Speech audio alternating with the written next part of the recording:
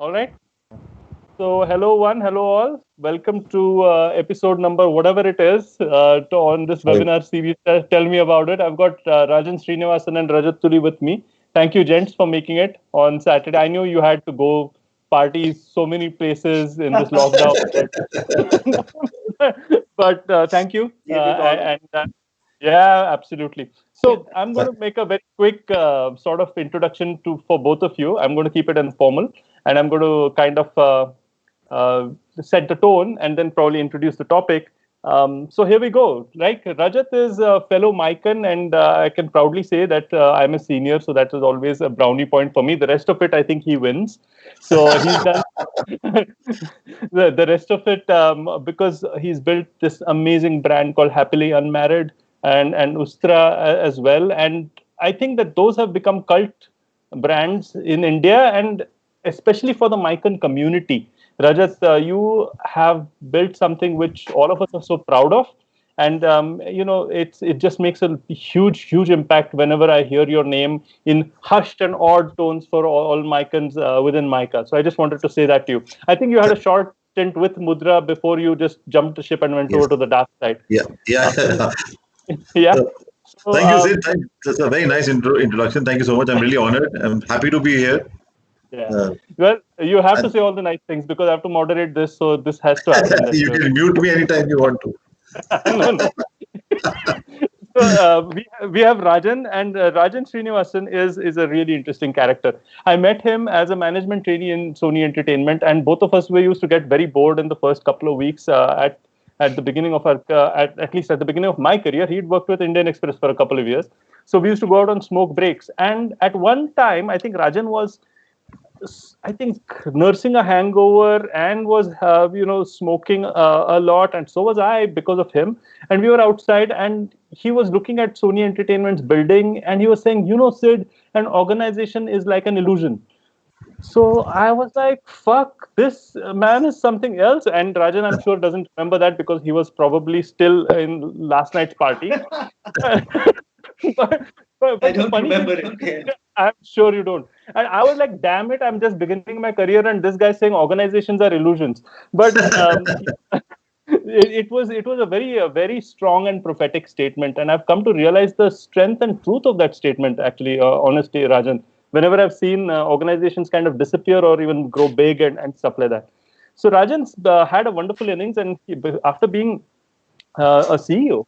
He then moved ship and started Scatter, which is, as he proudly says, is India's number one content marketing agency. And he, besides doing content marketing, he also does a lot of Martech, which I came to learn about quite recently.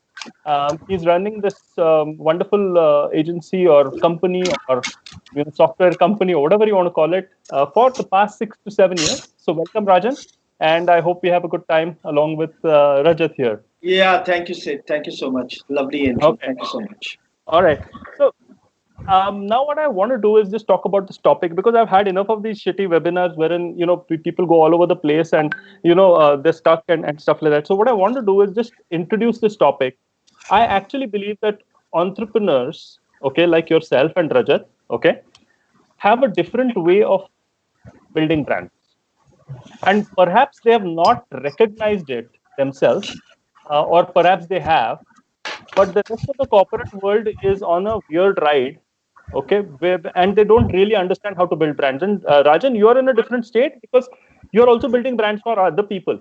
And Rajat, on the other hand, has created a cult brand which we speak about very highly.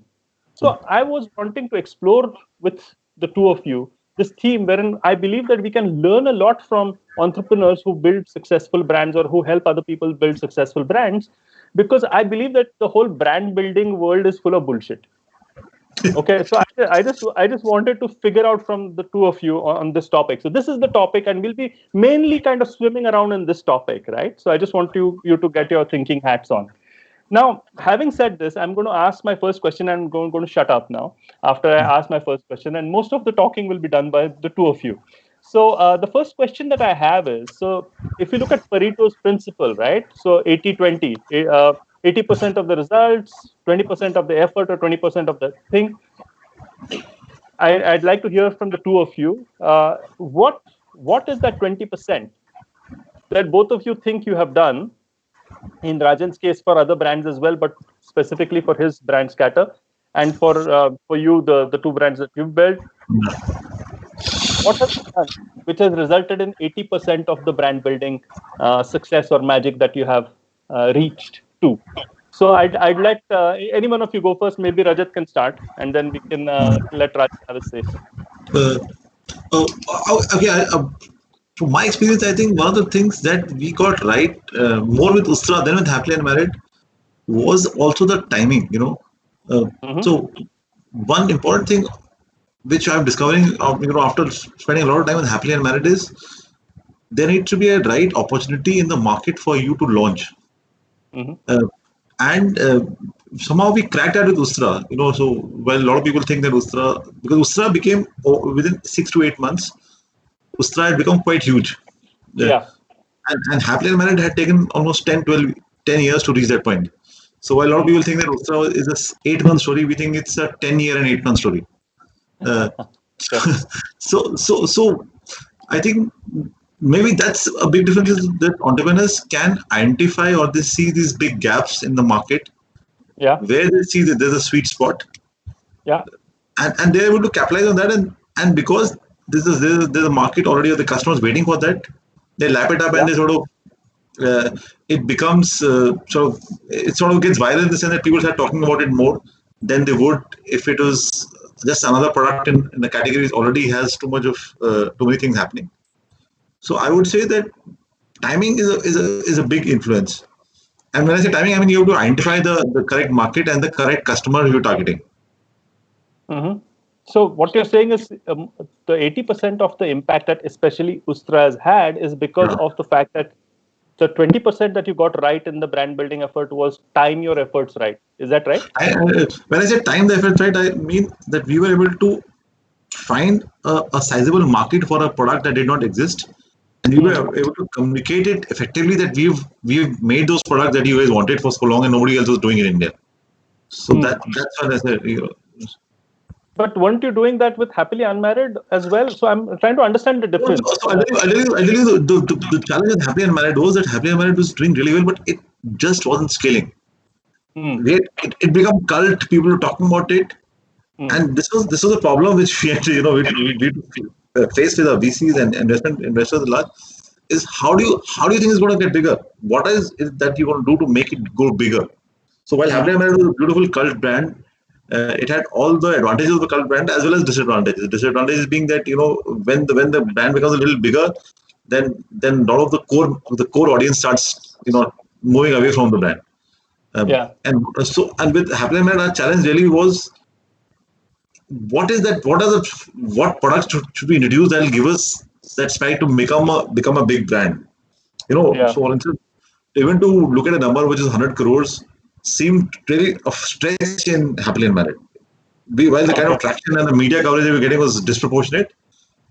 And one of the feelings that what we kept thinking was maybe it's a great brand, but the market is not ready for these kind of products. You don't have enough single households, you don't have enough disposable income, or you don't have enough people who are ready to indulge for a brief period of their life with these products and pay a lot of money for them. We were not expensive, so that really was the challenge for us. And so Happily Married led to the fact that we had a lot of male customers, and we said, okay, we have a lot of male customers. What else can we bring for them? That led us to looking at beards as a category which was emerging, and then we started doing maybe we should get into grooming because that seemed like a bigger market, more traction, more customers, and then the USTRA story started. We started working on towards saying that what if we build a men's grooming brand, taking over from Happily. Okay, so I'm going to come back with you to you with a question for a minute. I'm just formulating that thought in my head, but I'm going to come back. Let me just get Rajan to answer this one as well. Sure, thanks, Sid. I think I'm not too sure whether I can answer your question with the 80-20 mix really, but let me try and retrofit what I want to say into this, right? So when I was last at Network 18, and I did manage. I was one of the earliest guys to get onto the digital platform. I started in 1999 when the pre-internet bubble time, and right, and I kept finding that every time digital um, made a little ground, right? Something new came, more complex came, and it killed whatever else was there, right? And it appeared like that. It appeared like that. It didn't really. It was actually building layers, and nobody could see that. Today I can see that and say that's what happened. So it began with this digital advertising, which was pretty terrible. It was offline advertising taking online shape. Right? And not the best way to kind of go ahead. It was lazy till you had Google that actually came in and said that they didn't want to have this horrible thing that digital salespeople call innovations. Basically, disruptions are called innovations, right? And it then you then kind of moved to search, and just as kind of search started, getting a toehold, then you got into digital. Digital became programmatic, and then there was social, and then there was content. So before one thing took off, the other thing the other piece was kind of, there were green shoots, right, in some way or the other. I saw that opportunity because I thought I missed a few buses in the, in trying to be an entrepreneur at some point. I was a little paranoid about being an entrepreneur, but then I guess, things happen. So, so I would think that 80% of what brands put out was shit, right? I'll give you a simple example. I'll give you what I think is a tribute to marketers and ad agencies. Right? Is the word spam? Is the trash folder in an inbox in an email? Right? I mean, to have communication called spam and to have communication called trash, right? And that automatically landing up in those folders just kind of told me that look how brands missed the opportunity, how advertising agencies missed the opportunity, right, to create meaningful communication when I, as a person, put my hand up and said, I want information from you. You instead kept sending me advertising and kept telling me you were on sale when we could have had meaningful, real conversation, right? I also happened to start Scatter when people were still putting out full page ads saying that they got 1 million likes on Facebook, out of which they got 999,000 likes, right? And, I mean, I got in at that kind of time, and I kept thinking, why are brands doing this?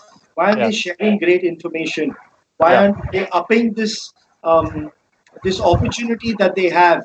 Where I'm keen to kind of, I follow Emirates because I like travel, and Emirates can't keep telling me that their flat bed isn't going to get flatter, right? They need to have more conversation with me, right? And that's where I kind of saw the gap.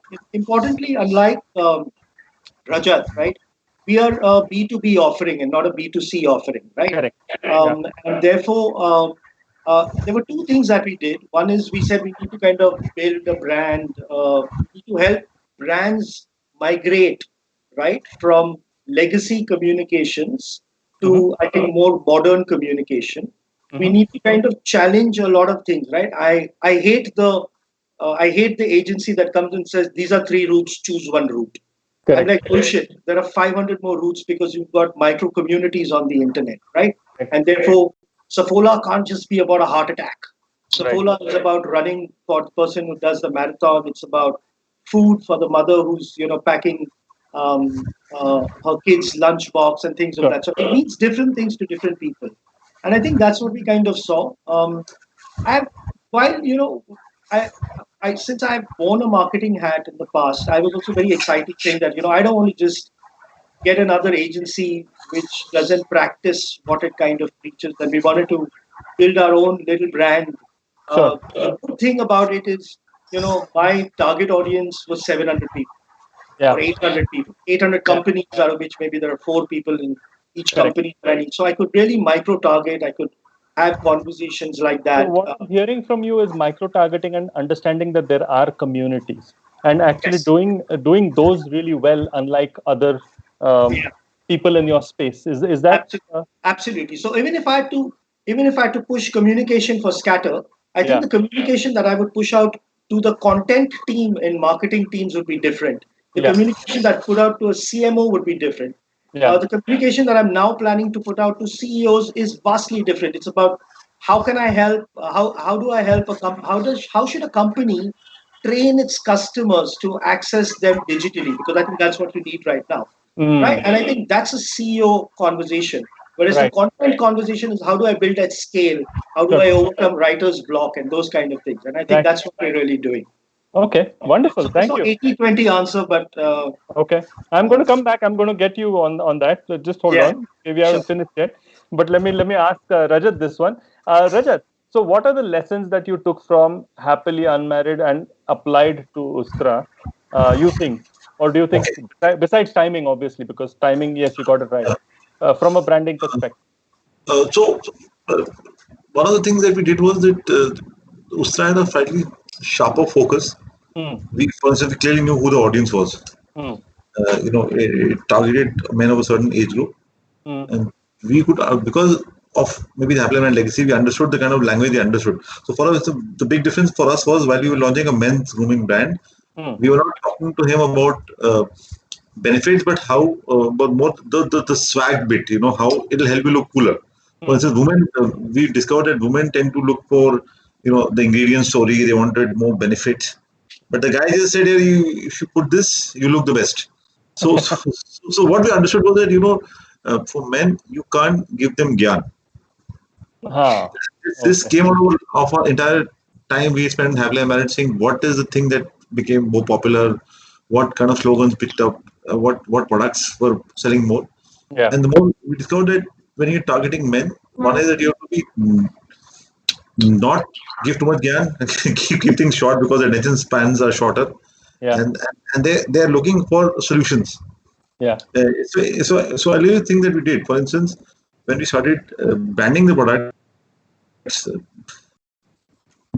right upfront we mentioned what it is. So it clearly said, like if you look at packaging, it clearly says body wash. It clearly says soap. It says face wash. We didn't hide that it's a face wash somewhere underneath. So the idea was to really be as unlike a grooming brand has been ever, because we want come out with a totally different approach to the way what people had done till now when it came to both grooming, brand building and grooming segment or advertising for grooming products, and what had happened for men as a category. That till then, apart from Gillette, there were no clear male grooming brands till then. Yeah. Correct. So that's there were a lot more learnings. I think from the business perspective, which we implemented in USTRAA. For instance, I'll give you quickly. Happily Unmarried was a very, very high SKU, very, very high inventory business. So we made sure that when the next business we launch will not have too many SKUs. It won't have such a pile of inventory. So there was a lot more learnings in the business part of it. But when it came to branding, being active on social media, and that was all learning that we picked up from, and we just continued from what we were doing at Happily Unmarried and changed the tone and manner and started doing it for USTRAA. So it's very interesting that a lot of people thought that we've entirely changed the teams, but apart from hiring formulators and maybe hiring some more people in the logistics and buying, the entire team that was doing Happily Unmarried and getting those funky products, the same guy started making soaps, oil, beard growth oils, and the same team was doing it. So it was very interesting because everybody thought that we would have hired sacked a lot of people, hired a totally new set of team, but the entire same content team, the same digital marketing team, actually the same content in was involved in doing the communication which was launched when we launched USTRAA. No, so that has a good side and a bad side. So obviously you're coming with a lot of baggage, but you're also kind of taking back all the learning. So I think that's probably something that happened in your case, right? Sorry, I missed the part. So the first bit is that you come with baggage, but the second bit is you also come with learnings. So I think you utilize those learnings to connect. Yes. I think that's probably what happened. I think that's thanks. That was very insightful. Okay, back to Rajan. I have a question for Rajan. So you said Safola heart attack and all of that, and that's the typical kind of simple storytelling that was happening, right? I'm just trying to understand from you when you're looking at micro communities, and I believe that I'm kind of discovering this 80-20 thing for you. You said you looked at micro communities and you looked at a different way of content development and content marketing, and I believe that the connect to the of that would have to be with stories that you're telling, which are different, maybe more genuine, more relevant, more connecting. So can you talk a little bit about storytelling and how maybe you look at storytelling in today's age, without talking about Scatter's model or something like that? I don't want to get there. I'm just saying your approach towards storytelling.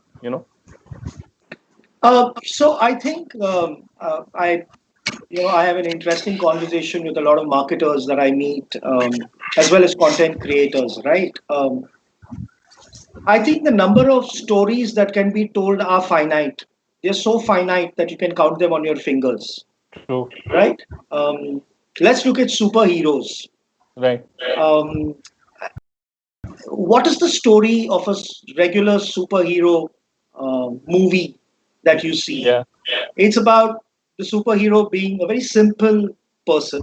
The superhero having this little girlfriend plot on the side, right? It shows the human side of the superhero. It shows like this fantastic villain, like a super villain, right? More than the superhero. And the villain is wreaking havoc wherever he or she or it is, right? So that's a typical arc you can see. Right. Yeah. And 20 minutes before the movie is kind of getting over, the entire Earth or the universe or whatever, the solar system, whatever you want to call it, wherever your boundary stops, right, is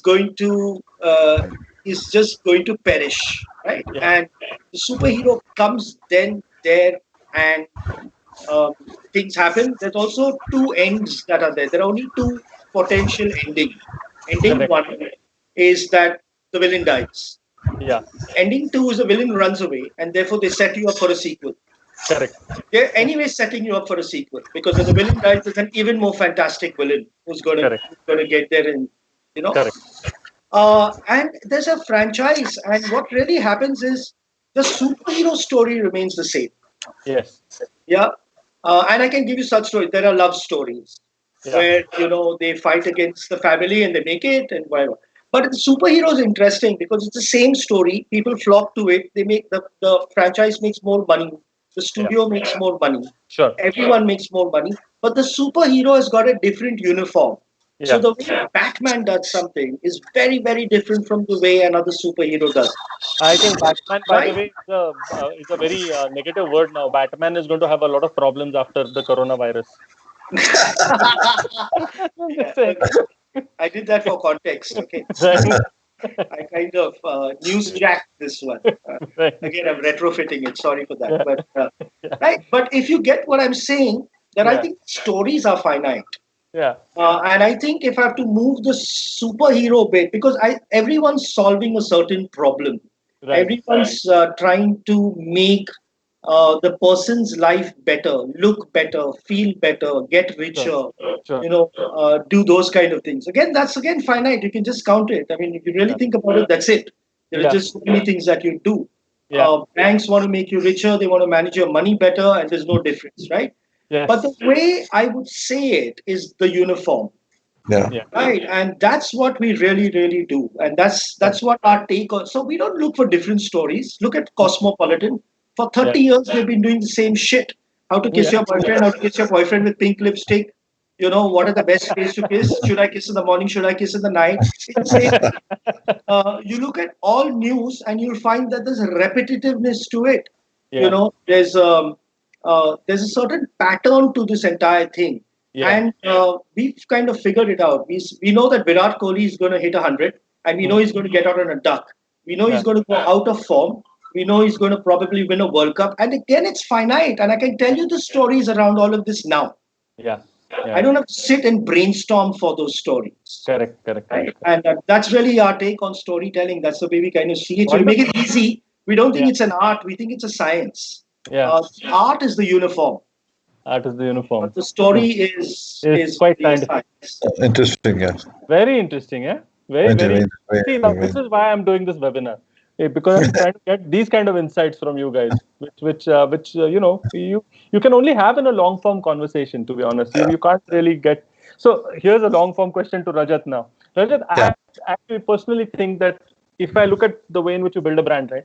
You look at yeah, brand image building and you look at brand experience. In USTRAA's case, and Happily Unmarried, of course, I believe the packaging, yeah, okay, yeah. has played a massive part in developing the Yes, brand experience part of it. Maybe the yes, story. You want to talk a little bit yes. about it? Yeah, sure. Talk through the thing. So when Happily Marriage started, this Mm-hmm. was the pre Facebook era. So there was no way to reach out to customers. We Right. didn't have money to advertise. So we said if we make the packaging interesting, there is a chance that people will try to read it, Huh. and they will retain the box, and they'll know where to find us. Right. And that's why we put a lot of effort in packaging. Sometimes more than the product, there was effort in the packaging. Mm-hmm. We didn't change the layout. It was a simple corrugated box, but the kind of stuff that we wrote on it, it became quite popular, and it sort of had its own following.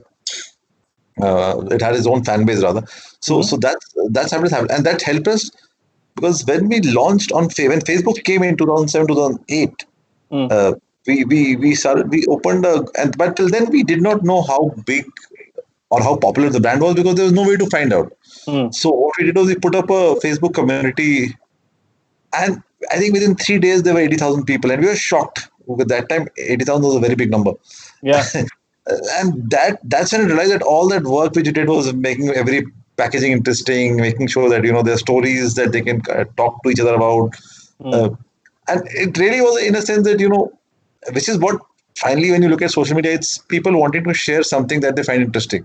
That Correct. really is what social media aims at. So, and we were trying to do that in the pre Facebook era. So the packaging was our social network. Uh, in Ustra, the Very cool. idea Yeah. in Ustra, our entire idea was to till then most of the packaging was done in a very in India I'm talking about most of Yeah. the packaging was very traditional. There was a format because Yeah. we have limited suppliers and most of the companies use the same suppliers for everything. Yeah. We wanted to change everything from the way the bottle looked. Mm-hmm. So we started doing when we launched we started doing slightly amber colored bottles Mm-hmm. because they started look medicinal. Mm-hmm. And so the guy who's picked it up would know that while I'm buying a grooming product, it's not that I'm not like I'm macho enough to buy something which looks like it's coming out of a medicine bottle and not a fancy Yeah. white jar with a pink handle on top. Yeah. So Yeah. we made the packaging. Uh, so initially, even now, a lot of our packaging is just medicine bottles. Mm-hmm. Uh, and that really helped because it brought in some that people thought it's an old world kind of packaging. It's a really retro packaging. Mm-hmm. Uh, and honestly, when we started, we thought it was going to be a purely metro phenomena Mm. because that was our happily married exposure. Mm. But so we thought okay, we'll hit the top English speaking town. So which is why at least the initial part everything was very English, very suave, very. So Mm. like we had a line which said not tested on animals, only on rascals. We still use it, uh, and the line. The line is simply to show that it's okay. It's animal. We are not testing it on animals, but it's really cool way to Right. say it. Uh, After we launched, now from a website we service about 1,200 towns, Mm-hmm. including smaller towns where So the language is becoming a barrier. So we can't be overtly smart in Okay. our communication, and we can't do very clever lines anymore. We don't Correct. do it, and Okay. because you want more people to understand what you're saying. Mm-hmm. Like when I said, when we did the packaging and the labeling, and we put the face wash or the beard wash right up front, Correct. because we Correct. didn't want people to get lost in trying to find out what the actual product is. The other thing Correct. we did was we started packaging it in tins, like the kind of tins Indigo used Yeah. to sell the cookies in. Uh-huh. We just thought again it goes with the entire macho image of while I'm buying a grooming product, is coming in a tin box and it Mm-hmm. opens and it's got a brown bottle inside, Mm-hmm. and all those things really helped us to established USTRAA as not as a B a B plan or a B or not a B plan, like a plan B for all business. Say like for instance, most of the FMCG guys in India had a full on women's range, and they would do a they would have the same thing, and they'd call it for men. So most guys knew that they were being taken for a ride, and they were not getting the best products. Whereas we went out there and said, "यार हम तेरे लिए बना रहे हैं. This is being made just for you. We don't want to work. We don't want to make products for women. We only want to make products for men because we understand men." Yeah. So what that did was, even now it really resonated with the customers. So even now, I haven't seen it in too many brands. We have guys sending us photographs holding our products in the hand. So you'll have a guy who's holding we just launched a sanitizer. So we just launched a sanitizer. So people send us photographs on Instagram with holding a sanitizer saying that please feature me on your Instagram page. So, it's work that they identify with the brand and they want to sort of relate to it. Yeah, absolutely. And with Happily Married, the problem that later on we got to know was most guys said, "Look, we love the brand, we love what you do, we just didn't know what to buy from you." that came with the show. Oh, that's everything was very cool. You were consuming the Facebook, the social media posts. You were liking it. I was sold on your image, but I didn't know what the fuck to buy. Basically. Basically. Yeah. So I think so like so a lot of people bought short glasses, but largely a lot of jobs said समझ नहीं आ रहा क्या ले. We like what you guys do. We consume a lot of the social media. We post because some of the stuff we did on social that time got terribly viral. It really was popular. And so USTRAA, the USTRAA was, this is for me. I am buying it. It's targeted at me. It's talking to me. It's macho. It's got everything that a man wants. Yeah.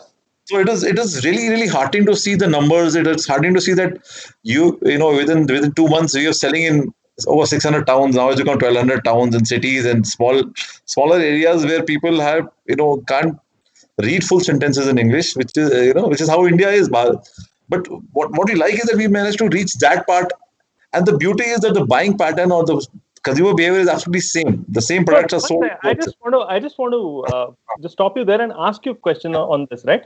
So you're saying the buying pattern is absolutely the same, which means that there are a lot of similarities between metros, mini metros, and even smaller towns. I think I would say men are largely same. That's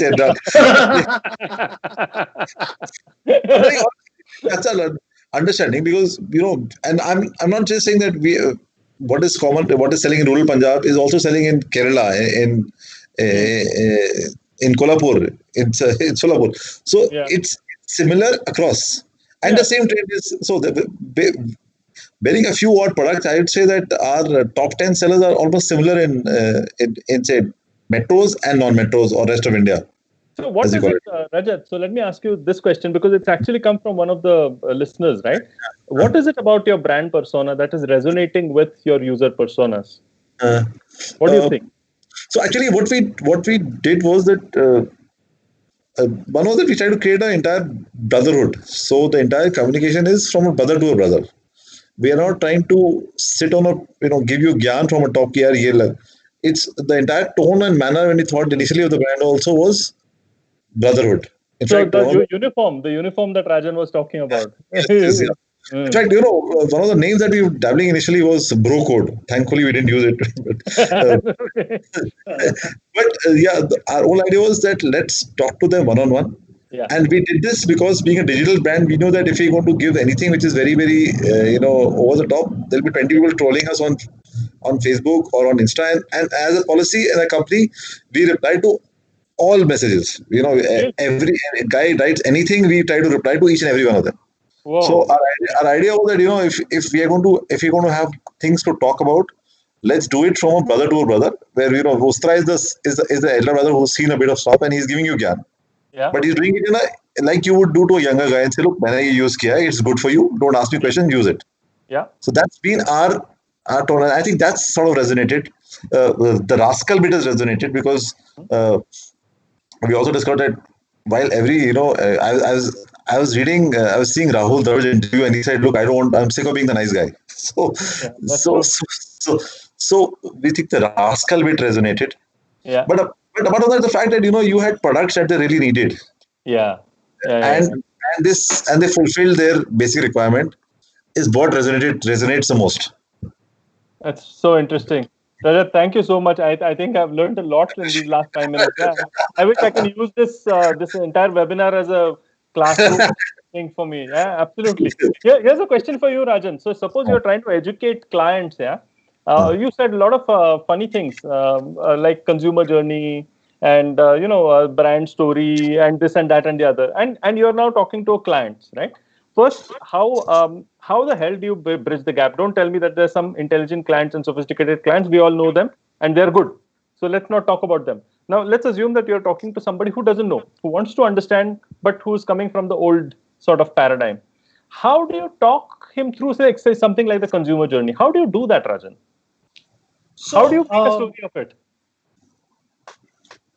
honestly, I don't talk, Okay. right? Because I've been a sales guy all my life, Yeah. and I know, I know there are categories we just don't talk to Okay. because we know we're going to get stonewalled. We know that the Mm. time that we invest in that education isn't going to result in revenue, and we're heavily revenue driven, Correct. right? I think every business should be revenue driven. Right. This is our equivalent of unit economics, right? Right. So luckily for us, we are at a stage um, where we can, marketers are across the entire spectrum, right? It's not a homogeneous lot. There are Mm-hmm. some savvy, and there are some marketers who still say internet is the future, digital is the future. Okay. Why will I talk to that guy? What am I going to get? Okay. If you are trying to pataw a girl, you don't go to the convent and try the nun, right? Yeah, correct. Because I that understand. person is already married to God, right? In some Yeah. way, right? So I'm Yeah. saying it's similar for us. Yeah. Having said that, right? So there are some people that we know, like, drop this conversation right now, move on, let's figure out, Right. someone who's more interested in it because it's a services business. Again, I'm drawing you back to the point. I have 800 companies to work with. Mm. I need 40 of them to become highly successful, okay, Correct. in our industry and in where Yep. where I kind of operate from. Correct. But what we've begun doing, Yeah. right, on the other hand, is to figure out what are largely. So we aren't in content marketing to do content. We are really doing content marketing to help a business get more business. Yeah. That's the final thing that we're looking at. Yeah. And we try and make the conversation go another way. So we were talking to a telecom player who Mm. wanted to bring down call center costs. Yeah. Now, Oh. that's a conversation I'm willing to have, Mm. right? That's a Mm. conversation I'm willing to have. This thing that I just told you, we will soon have a white paper out, right? Which Okay. says that how to train your customer to access you digitally, Correct. right? Now, I think that will resonate. I think that will get us a few calls. I think that is CEO material. That is, Yeah. business head material, right? So honestly, we pretty So much you don't try to explain clients stuff like consumer journey or personas and we do. you We do. do, but Okay. we do it to the half converted. We don't do it right. I don't. I mean, I would do Makes it to sense. a person who's there. I wouldn't. I wouldn't try to preach religion to an atheist. I Mm. wouldn't want to kind of do that. So we're very careful about what we do. And since it's tiny, it's small. Our business is completely different. Sid. It's not like a large consumer business, or Sure. it I isn't know. like a large B2B business either, right? Yeah. And that's what we do. Yeah. Um, Even on the Martech side of it, we need to talk to people who've got content teams, otherwise it doesn't make sense. Correct. We need Correct. to kind of get them there. So Yeah. that's what we do. At a very broad level, we do our own content marketing, which is targeted at different people, and Yeah. but that's very very B2B in its own way. Yeah. Yeah. Yeah. Okay. Thanks. I think that was a refreshingly honest answer. And I believe that I've found another aspect of your 80/20, by the way. It's not just your micro communities and all. You've chased the right clients. And a lot of companies actually don't do that. A Yeah, lot of companies are trying to educate. And we know that between inspiration, influence, and education actually works the least. And I'm ashamed to say that as an academic. But education is the worst way of actually convincing somebody. Probably Yeah, influence. But that the funny thing, I've got to say that is, we, however, as content marketers, Yeah. we insist on the education bit in a large way, right? Yeah, exactly. Right. So, because I think if you're planning to buy a house, Yeah. um, the information that you need now, because you and your wife have decided you want to buy a house, is very different from the information you're going to need 3 months later, because you've gone, seen a few houses, checked out a few home Correct. loans, and then it's going to be even more different after you kind of zeroed in on these three places that you're going to work with, right? Okay. So there is a certain importance in a lot of content marketing is education, but then it is, you want to educate people who are interested or who want to kind of get there, because I can't just tell you buy a house Yeah. Yeah. and say I'm going to educate you to buy a house. My Right. thing is that there is a latent need, and the moment that latent need, or you create that need today, I think a lot of companies, for example, will be creating the need for remote software Correct. for Correct. working faster together and things of that sort, right? Yeah. And therefore, that's part of it may require some kind of it. So I think you need to be a little picky, choosy, decide what you want to do. Like Yeah. I said, right, there is no common one route. Yeah. You need 100%. to have different strokes for different folks. Yeah. Okay. Well, thanks. Here's some tough questions, guys. So tough questions coming your way.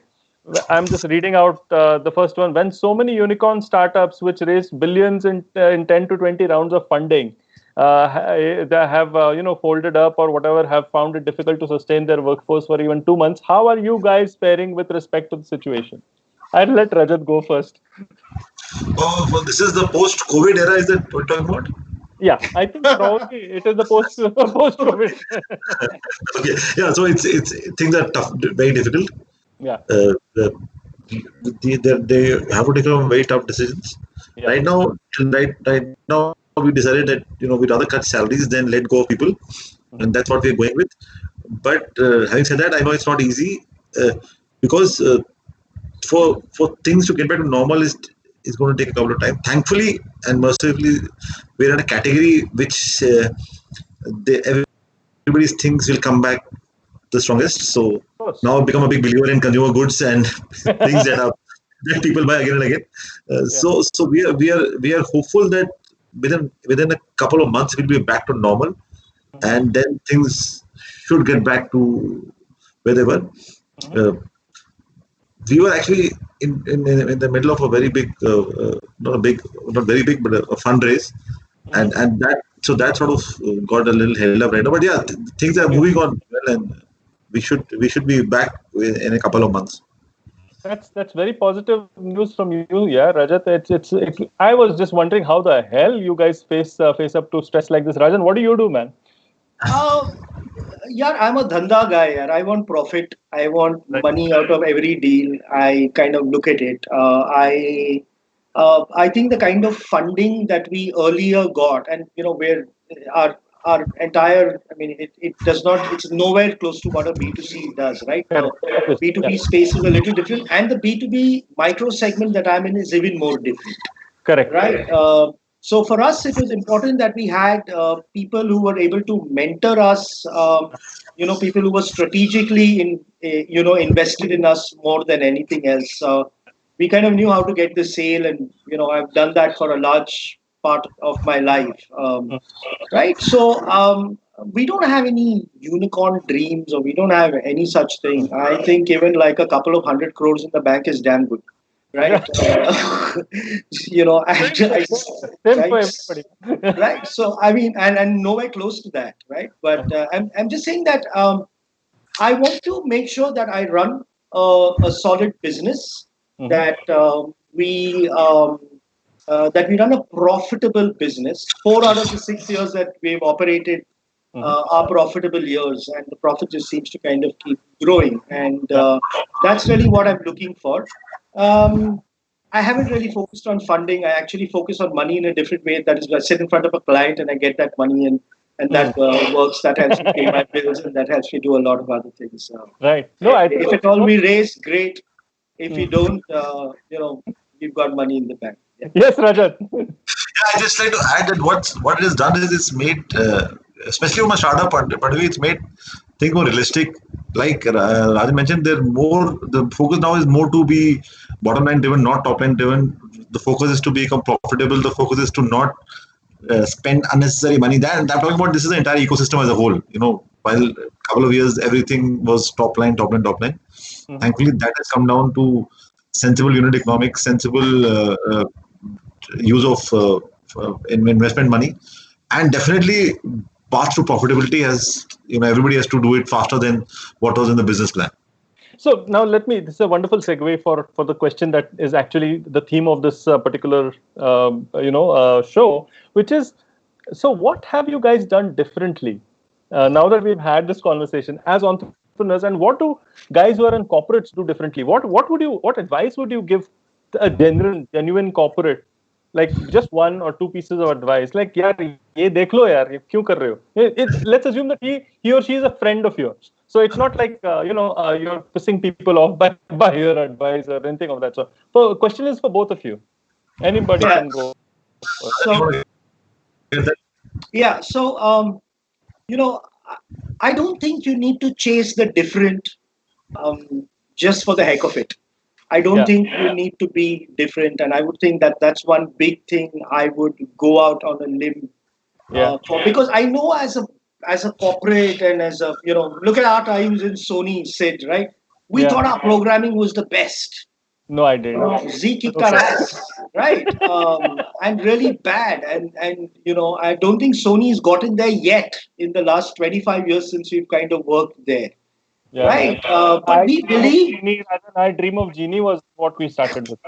Yeah, and I'm just saying that we believed so much in what we did, and we saw these things with rose tinted glasses, all of that, right? So, did we do anything really different? Did something really happen?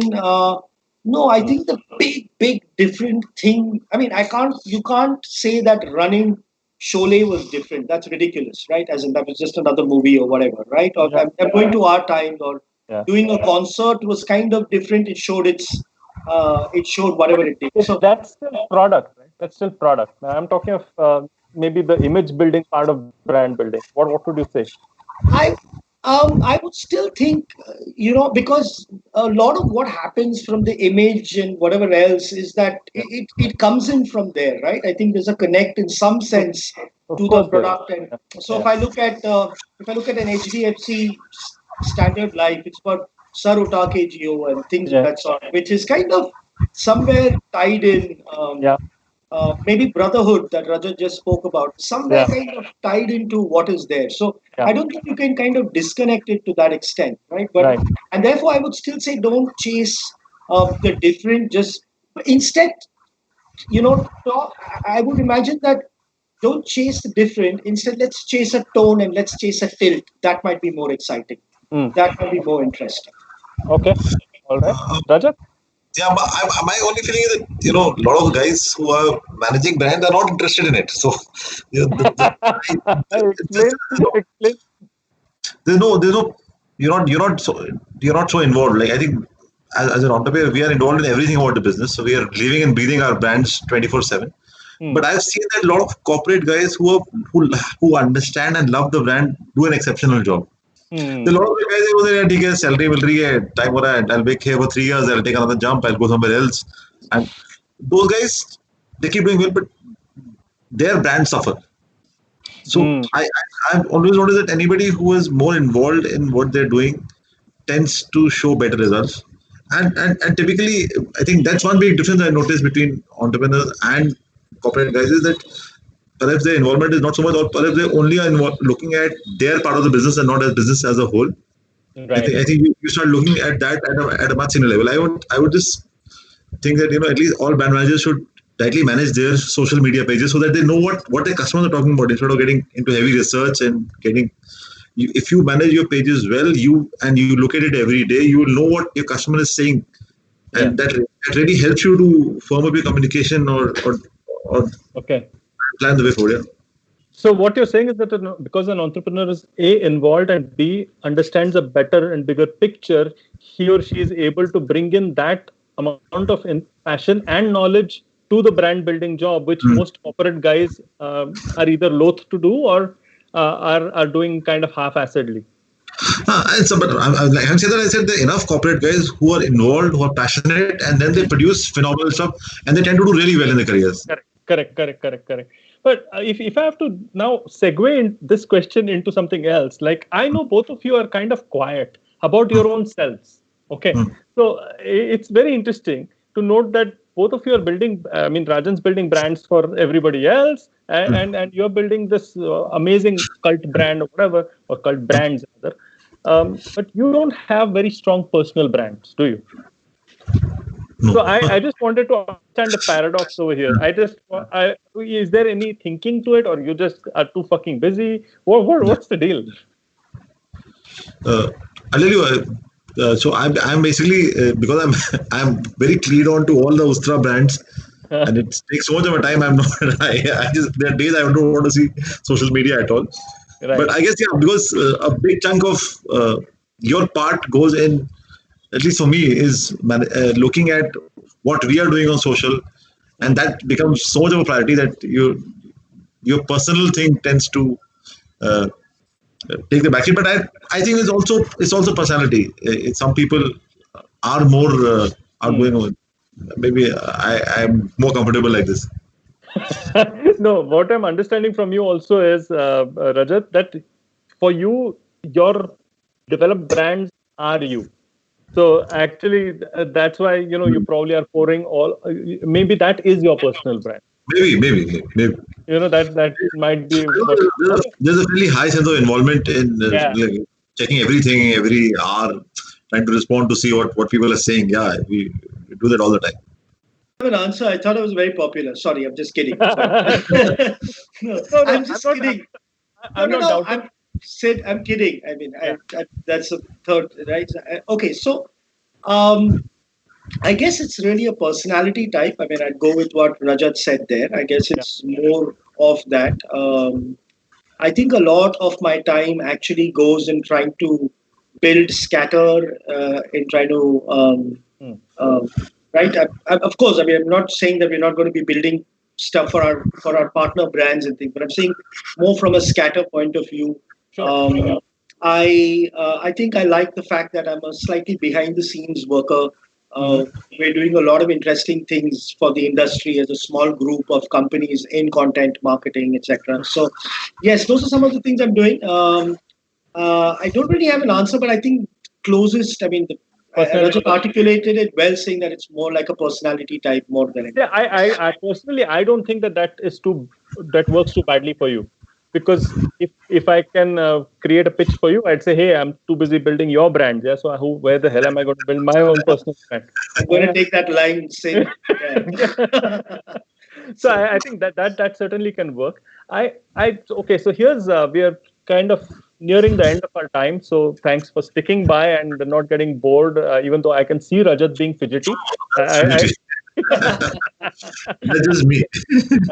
That's absolutely fine. By the way, Rajat is also part of the MICA governing council, and which is by and large a defunct body. We have met a couple of times. Do something about it. Yeah, we with good intentions, and we need to do something about it. And I promise every MICAN who's listening, we will do something about it. Yeah, we will. Yeah. Coming back, I just want to now give a bit of a strange question to you. So now, Rajat, okay, I'll just explain this, and you can take it from there, Rajan, right? So there are two or three core things that you built your successes on, or your company on. One is obviously that wonderful brand that you built. The second, obviously, you are into creating some products, B2C products, and delivery and logistics and operations and the rest of it also play a massive part, right? And then there's fucking luck. Okay, so that's the third thing. Okay, so now if I have to kind of give a percentage figure to, okay, this is what I give to brand, this is what I give to all the other stuff, which is the grind work, I would say, right? And this is what I give to luck. Okay, can you assign a percentage and especially tell me the luck element in it and tell me why you think so? And the same question goes for Rajan. So there's a quote I read which says, "Believe in luck, and the harder you work, the more you will have it." Correct. No, but having said that, when I said timing, it could be chance, it could be luck. I would say that luck is about 30%. Being at the right place at the right time. Uh, Everything else is 70%. Because I've seen the companies which started slow and everybody thought that they wrote them off, but they stuck around and they managed to do very fairly well. Yeah. And one tries to give too much weightage to the first mover. That really isn't. That really isn't a thing anymore. Most of the big companies right now are doing really well and were not the first ones to launch. Yeah. So I guess my take is that timing is a little more critical than just pure luck. But however you put it, so the timing luck part is still 30%, or maybe 20% and 80% is what do you think of the business and how you're able to build it over a period of time. So उसमें brand और non-brand work कैसा है? So brand, right? USTRAA, Happily Unmarried. So just say out of the 80, I would say brand is 40 and the entire thing, everything is 40. So brand is a very, like Happily Unmarried was a strong brand, but there was no product selling. Yeah. Or USTRAA, thankfully, is a strong brand, but has enough pipeline and enough people who want to buy those products. Correct. Which is, and the difference is so stark. Like everything, HU was 35 towns. USTRAA is 1,200 towns. The same team, same people, everything same. So that brand, the strong brand which resonates, but then there is a reason for people to buy those things, and then those products deliver by themselves. So that's also very, very important. Okay, so it's 40, and 20. 20. Luckily, I was trying to add it up to 100. So okay, all right. What about you, Rajan? I think in our mix, there'd be talent, there'd be how well we are known as a company, which you'd want to call brand in common parlance, right? Yeah. And the third is luck, certainly, right? And that probably, I'd probably say that talent for me, given the fact that there is a certain amount of creative output, there's a significant amount of creative consultative output that we've kind of built. That plays a really, really big role, and but that can be part of either brand building, or it can be part of operations, or it can be luck that you find somebody nice, right? So it can still be part of all three, right? So I'm kind of nailing you down to these three. Okay. So doing logistics, operations, the right stuff of business of business. The second is brand building, brand, right? And the third is sheer bullshitty luck. Yeah, so I'd go with sheer bullshitty luck being 50% and 25% for the other two. 25%.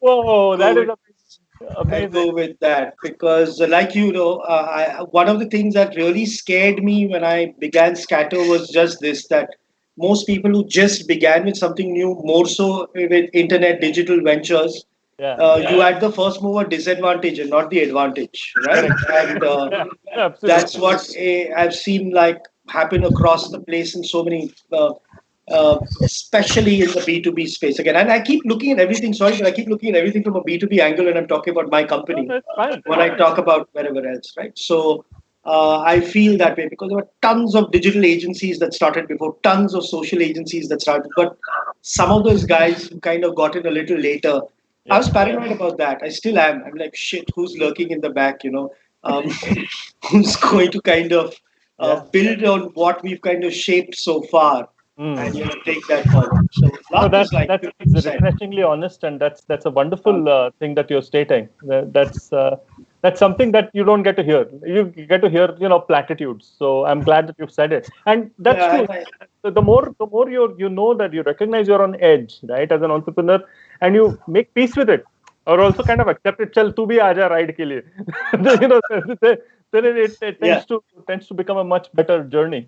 I think we are almost out of time, so I'm going to say a little quick thank you to both of you. Thank you. I enjoyed it. I didn't know an hour went by. I loved it. An hour went by, and funnily, half of the time I thought I was talking to Naseem Taleb instead of Rajat Tuli because of the new get-up he's got. No, seriously. That's one statement you made. So Sean Connery come Nassim Taleb, man. You're in high echelons. But thank you so much. Very refreshing. This is lovely. Thank you, team. Colosseum Communication. Yeah. Thank you. Yeah, Good thank you job. so much. Thank you for Yeah. this opportunity Wonderful time. to build Cheers, the man. personal brand, right? Build your personal brand.